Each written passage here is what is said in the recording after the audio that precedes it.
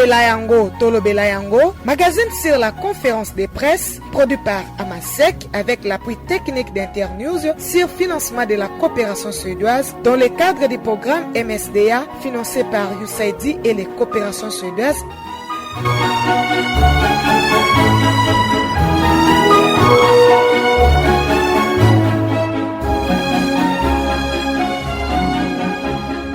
Bonjour à tous et bienvenue à la deuxième conférence trimestrielle du projet 3R RDC, année 2, organisée par Amasec sur l'appui financier de la coopération suédoise et USAID dans le cadre du programme MSDA.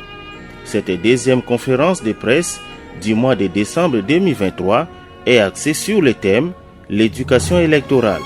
Dans son mot d'ouverture, le secrétaire exécutif de la MASEC, Peter Biako, a présenté le projet intitulé « Sensibilisation sur les questions relatives à la gouvernance, la démocratie, l'éducation électorale, l'égalité des sexes, la violence sexuelle basée sur le genre et la COVID-19 ». Il a donné les objectifs poursuivis par ce projet ainsi que le but de la conférence de presse regroupant 50 journalistes de la ville de Mbandaka. La particularité pour cette deuxième conférence électorale en vue de sensibiliser la communauté à travers les médias pour la participation active aux élections en République démocratique du Congo.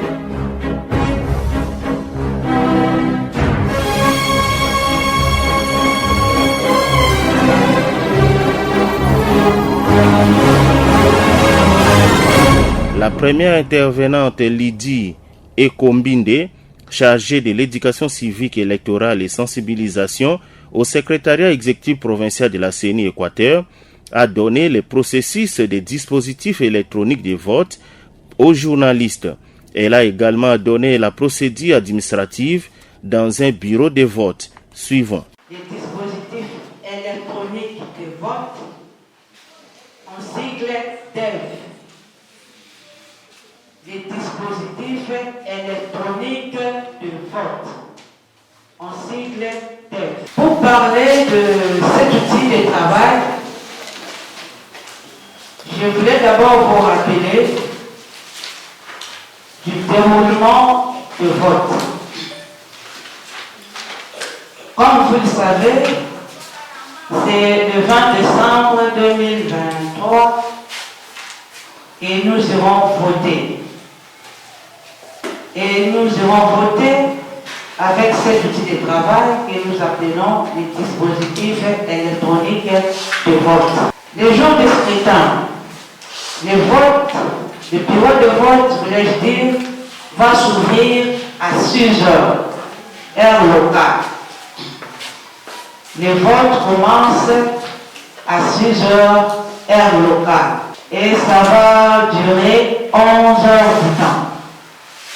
Le bureau s'ouvre à 6 heures et le vote dure pendant 11 heures du temps. Mais le MBVD, c'est-à-dire le membre du bureau de vote, vont arriver 1 heure avant pour aménager le bureau. Je répète, le bureau de vote s'ouvre ou le vote commence à 6 heures. Et donc, que ce soit les journalistes, les témoins, les observateurs, tant internationaux que nationaux, si vous n'êtes pas là à 6 heures, le vote va commencer. C'est-à-dire l'absence des journalistes, des témoins, des observateurs nationaux et internationaux dans un bureau de vote n'entrave pas le bon fonctionnement du vote. C'est-à-dire que vous devez respecter l'heure. Si vous voulez être là du début jusqu'à la fin, il faut respecter l'heure. Alors, le jour même du vote, une fois la mise en place terminée, le président du bureau de vote prendra l'urne et il va sortir avec ça dehors.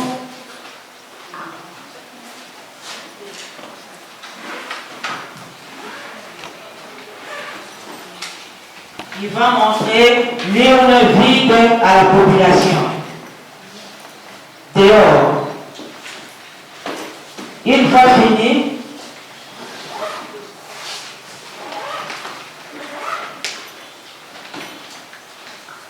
il va enfermer et ici, ça sera resté ouvert pour utiliser le bulletin.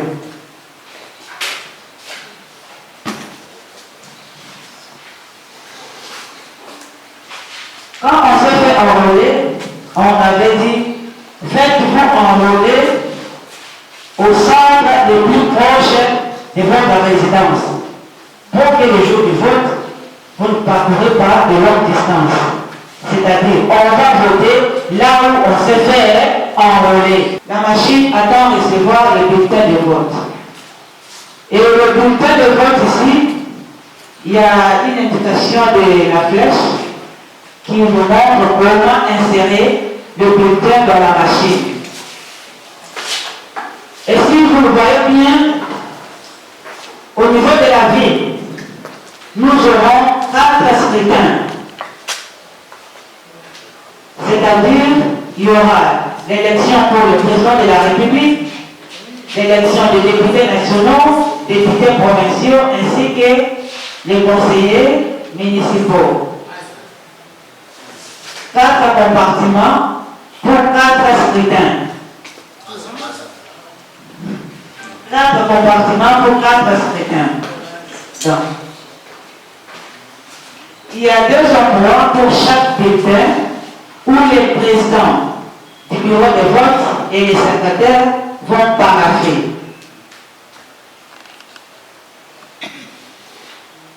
Dans tous ces compartiments-là, il y aura 2 paraphes.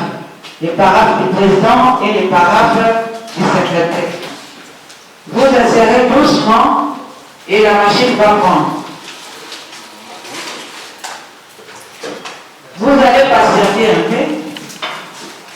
Si ce bulletin-là n'est pas pour cette circonscription électorale, la machine va rejeter les bulletins. Ou même si vous insérez ça dans le sens contraire, la machine va rejeter. Une fois que la machine a reconnu le bulletin, il va vous faire passer à l'élection du président de la République. Ils ne seront pas nombreux. Vous pouvez le voir dans cet aperçu-là. Vous touchez la photo, je prends un exemple. La photo va s'agrandir et ça va vous donner 2 possibilités. Cette machine a le système Android. Par mégarde, vous pouvez toucher les candidats qui n'est pas le vôtre. Ici, ça vous donne la possibilité de revenir. Ce n'est pas mon candidat, je reviens à la case de départ. Si vous connaissez le numéro de votre candidat, il y a le numéro en bas. Je prends un exemple, numéro 5. Je touche, le candidat numéro 5 est là. Vous touchez la photo, la machine vous pose la question. Vous pouvez voter sur lui, ok, vous confirmez. Je reviens. J'ai dit, pour l'élection de président de la République, je n'ai aucun candidat, je ne peux pas voter. On nous a donné la possibilité de faire le vote blanc. Vous touchez. Êtes-vous sûr? Oui, vous confirmez. Et ça vous fait passer à l'élection des députés nationaux. Ils sont nombreux. Si vous ne connaissez pas taper le numéro, vous pouvez aller sur le suivant. Vous pouvez revenir. Avec le numéro, c'est très facile. Je prends le numéro 45. Je touche, je tape 4, 5. Mon candidat est là. Je touche ma photo. Et ça me donne la possibilité de voter. Je confirme. Et ça me fait passer à l'élection des députés provinciaux. Je n'ai aucun candidat, je fais le vote blanc. Conseiller communaux, je prends le numéro 13, 1, 3, Il est là, je touche la photo, je confirme. Et j'ai fini de voter. Le bulletin va sortir.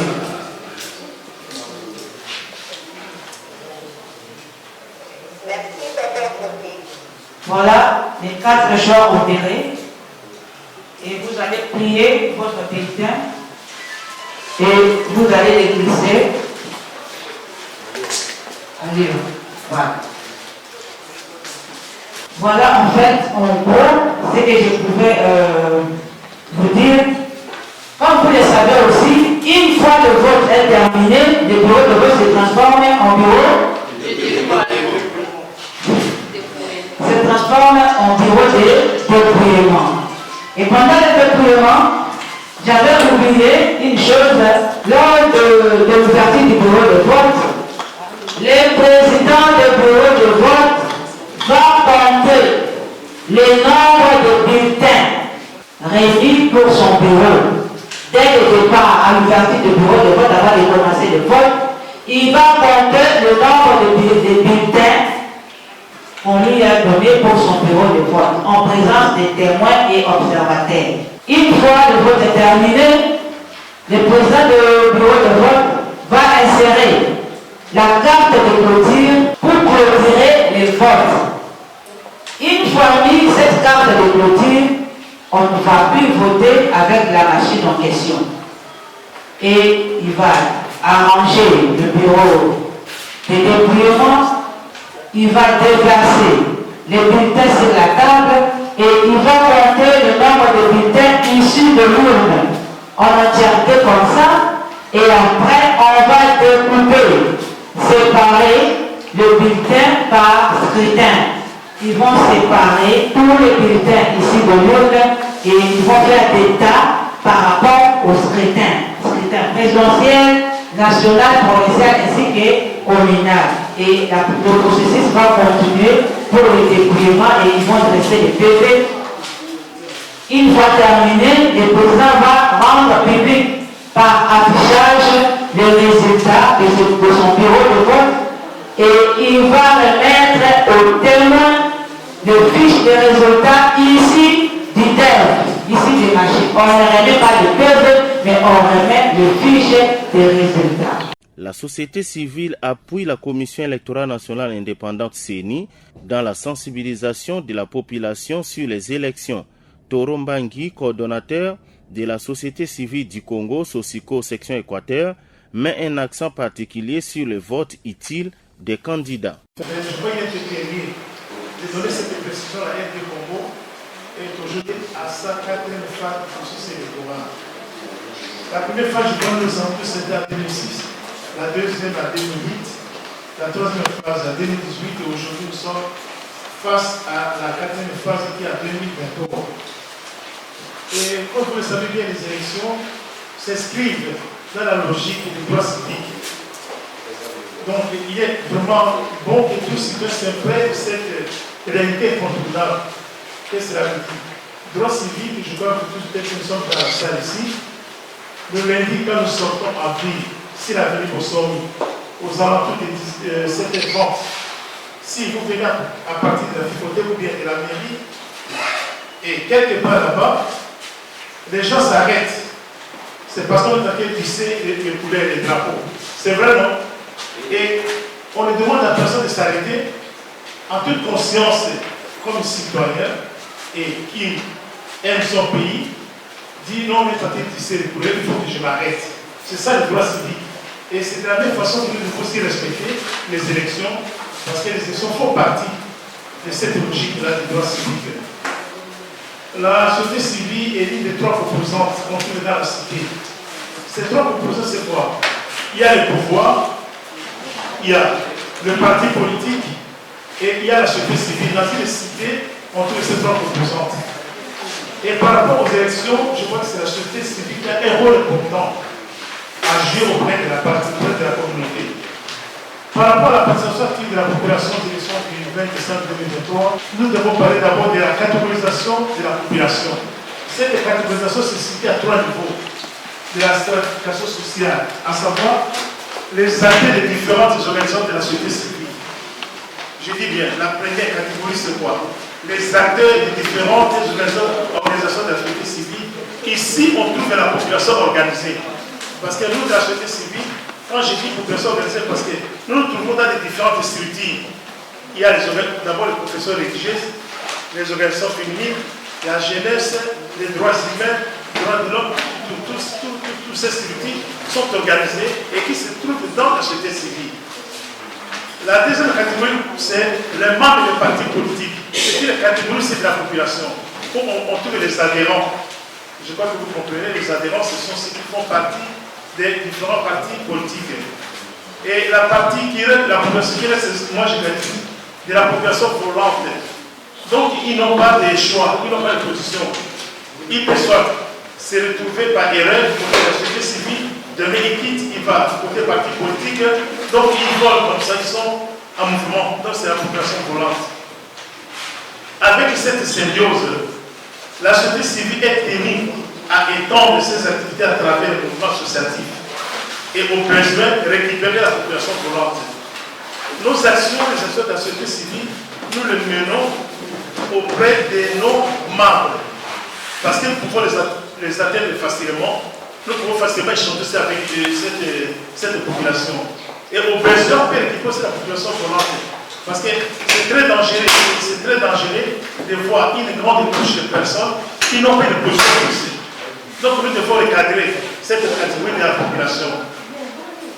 Abordant l'aspect participation active de la population aux élections, à dire le vrai, la société civile a l'obligation de faire passer le mot d'ordre dans les structures pour arriver à imprimer l'importance des élections dans les esprits des acteurs. Donc nous avons cette obligation d'approcher la base pour les parler des élections. Parce que c'est un devoir civique. D'abord, l'élection, c'est quoi? C'est une action choisie par la voie de suffrage. Ça peut être universel, ça peut être direct ou indirect. Donc, vous avez une tâche à jouer parce qu'on vous demande d'aller faire quelque chose. Ainsi, pour laisser cette activité auprès de la population, la pédagogie consiste à utiliser les trois voies, dont l'information, la formation et la sensibilisation. La dernière partie de cette conférence de presse est consacrée à la séance de questions-réponses entre les participants et intervenants sur les différents sujets abordés par les intervenants. C'est la fin de cette deuxième conférence de presse trimestrielle de l'année 2 du mois de décembre 2023, organisée par AMASEC sur appui technique d'Internews avec le financement de la coopération suédoise et USAID. Merci de l'avoir suivi et à la prochaine.